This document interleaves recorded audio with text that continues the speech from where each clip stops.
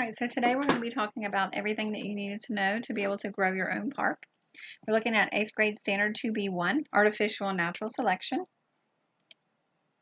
Our essential question is, how do environmental and genetic factors influence the growth of organisms? Which means you'll be able to design a park to explain how environmental and genetic factors influence the growth of organisms. Your job is planning a park involves many factors, so the focus of this activity is plant life. All parks have a large variety of plant life that at times may look random, but there is extensive planning behind every plant placed in a park.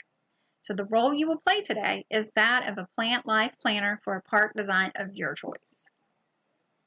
So if you think about a park that you've been to, think about all the things that you've seen. You probably saw grass, trees, flowers, shrubs. All of those things were chosen to be in that park based on two different types of factors. All right, so we need to understand the two factors. So we're looking at genetic factors and environmental factors. Genetic factors means you inherit from your parents. We have structural and behavioral. Structure has to do with if you're a mammal, your teeth shape, the skin or fur color, things like that. If you're a plant, it's going to be things like a root length or leaf type. And behavioral is going to have to do with the type of food you choose to eat. Like, are you an omnivore, carnivore, or a herbivore? And so just looking at genetic factors, what is the most important thing when designing our park are we going to have to consider or look at? If you said plants, the root length and the leaf type, absolutely. We're going to need to know if the plant can survive droughts, different types of soil. The length is going to help us determine if it can survive in those different types of area. So the environmental factors we're going to be looking at physical structures that cause organisms to grow and reproduce or decrease population. We're going to be looking at the soil type, water availability and rainfall, and the sun exposure. And so why would knowing the soil type in an area be important when designing a park? Well, not every area has the same type of soil, but not every plant can grow in the same type of soil. So different plants grow in different types of soil. Different plants can grow in the different amount of rainfall. So we're also going to need to look at rainfall. So we're going to look at two maps. One map is going to tell us the soil type of Mississippi, and the other one is going to tell us how much annual rain Mississippi receives. This is our first map, which says, what does the soil map tell us? Well, it's very color-coded. We have pink and yellow and blue and green. The blue area is going to be our waterways, like rivers and streams, a few lakes.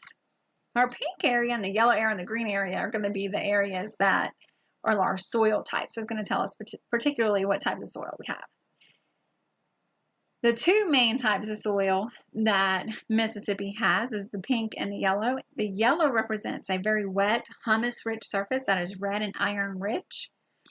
But as I dig inside, take a shovel and I dig a little bit past the surface soil, I'm going to find that the soil changes to a lighter color, and it means that it contains sodium and rich clay. So when I dig, I'm going to find clay and I'm going to find some salt.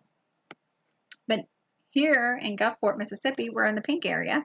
It's not quite the same as the yellow area. It has a moist, humus-rich surface with clay and metal oxides. So we're going to find some clay mixed in with our topsoil. Now this map is our annual map for rain, and you can see it's very color coordinated. We have a legend over here that tells us how many inches. And if we look at it, we see that Gulfport, Mississippi is in this light teal area. And that we see this block, the square, this Harrison County area, has three different colors. It has purple, blue, and the teal light blue color. How much rain does Gulfport, Mississippi receive annually? Well, let's go over here to our legend, and we see the same color. We see that Gulfport, Mississippi receives 62 to 64 inches annually. Harrison County can get anywhere between 62 to 64 inches of rain to 68 inches of rain. So like you can live in an area in Harrison County and get 68 inches of rain.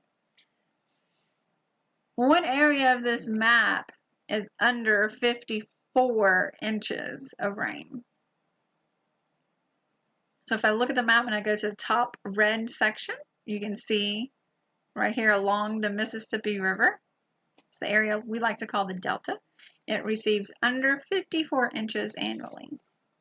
So that's going to help us determine what type of plants we're going to need. Do we need plants that can live in a high wet, lots of rain area? Or do we need plants that have less rain? All right, so your assignment. You're going to choose one of the 4 places to build a park. So Oxford, Mississippi, Brooklyn, Mississippi, Vicksburg, Mississippi, or Gulfport, Mississippi. You're going to research that area. So I'm going to go to Google Maps, and I'm going to Google Map Oxford, Mississippi is the place I choose.